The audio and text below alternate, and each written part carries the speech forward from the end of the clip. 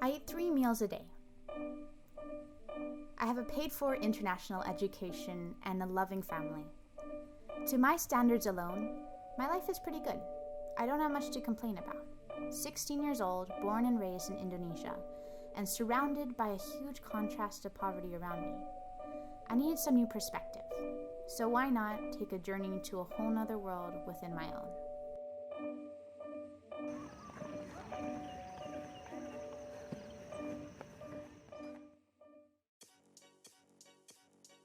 Let me introduce to you a community called Come Let's Dance.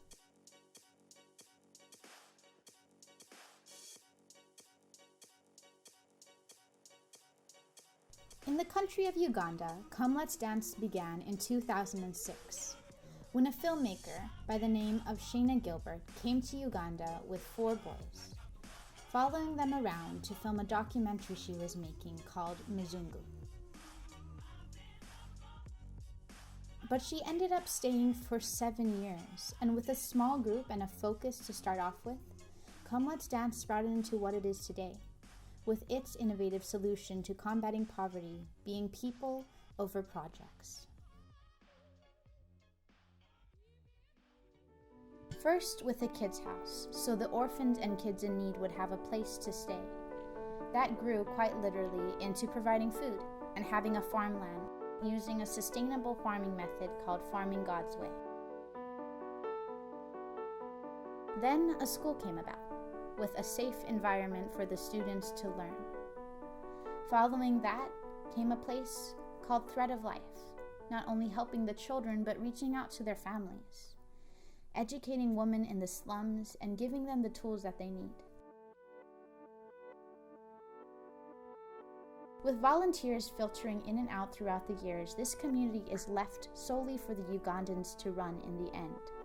With new relationships that are made every day and people like me visiting, this community can change lives. So this is Morgan, one of the many members of the Come Let's Dance community that has immersed himself into Uganda and its people.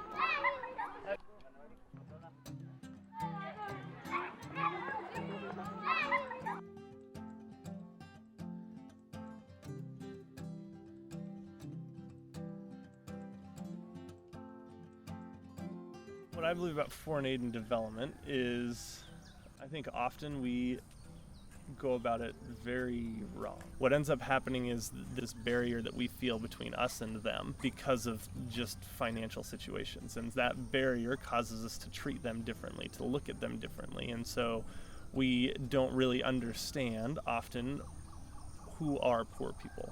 What are they actually capable of? And so instead we end up trying to implement these policies to bring them out of poverty and do all these things that they're not rooted in. And so understanding that every program that we have grows out of relationships with the people. And so you have to understand the people, you have to understand the community in order to know what is actually going to help them. When they do it with a joy, it spreads. And I say to every foreign aid worker, every NGO, if you're not doing it with joy, you're not doing it. We got to put out the joy. You got to love each other or forget it. Go home, get a regular, work at Starbucks. That's fine. I think the hardest thing is we think money will fix it. You realize that is a false perception that we have. Actually, money is the problem completely. Living here, walking alongside someone, holding their hand, loving them, saying, I will be here, that's the solution, is coming alongside with that education. Or they'll say, ooh, I heard about this one group over there and everything bad happened over there, but they kept going. I need to go talk to them. I need some encouragement. I just want to keep encouraging everyone who cares about the poor. Don't let your heart harden. It's only in the love and caring about people that this thing is going to keep going. In the middle of the med clinic, I was in charge of doing toothbrushes. And I was demonstrating, so I was outside while everyone else was working for part of it. And an old man came and introduced himself, and his name's Pastor Sam. He was waiting to do some things inside the church, and so we ended up just sitting next to each other outside this building, overlooking that field in front of the slums.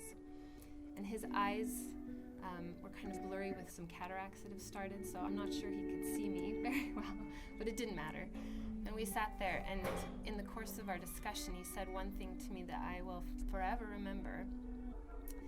He said, some people see while some people do. And he said, thank you for coming and bringing these people and doing, because too much in the world we just see and we don't ever do. The main thing I learned was let them be the ones to change their lives. You to be the ones to hold their hand. Offer to be their friend before you declare to be their superior.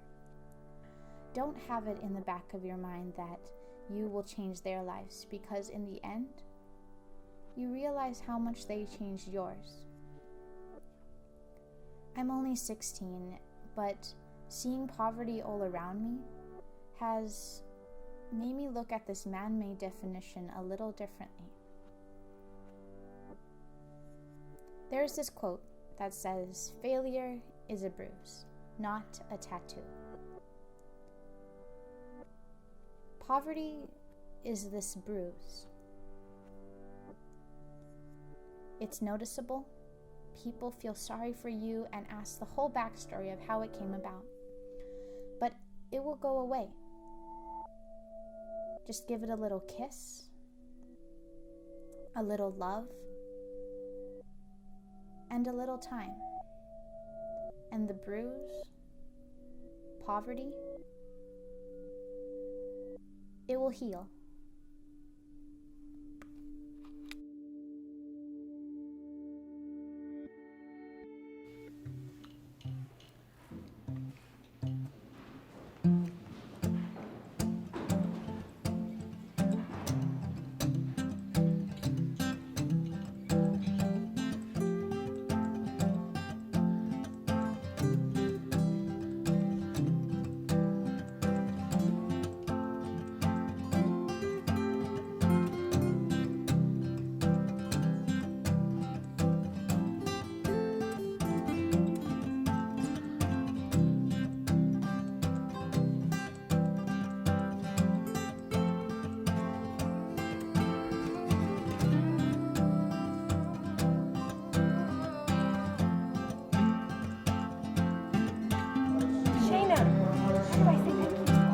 It was fun? How do I say thank you? Oh, way ballet. Way ballet.